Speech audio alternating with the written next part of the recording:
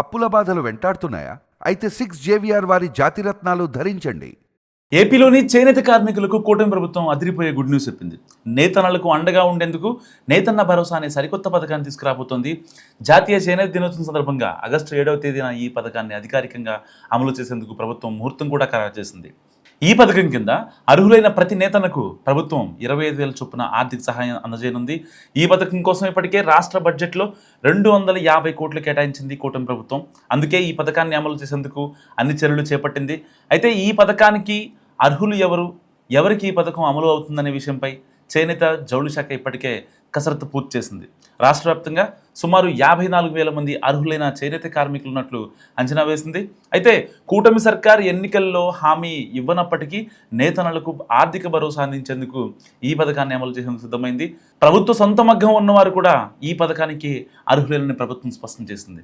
అయితే గత ప్రభుత్వంలో చేనేత అనుబంధ రంగాలైన రాట్నం వడకడం, రంగులు అద్దడం వంటి వారికి ఎలాంటి సహాయం అందలేదు.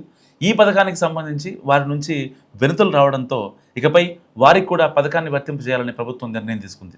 రాష్ట్ర వ్యాప్తంగా ఈ అనుబంధ రంగాల్లో సుమారు 10,000 మంది వరకు అర్హులు ఉండొచ్చని అధికారులు అంచనా వేశారు. అయితే ఇందుకు సంబంధించిన ఫైల్ ప్రభుత్వానికి చేరినప్పటికీ దీనిపై ప్రభుత్వం ఇంకా అధికారిక నిర్ణయం తీసుకోలేదు.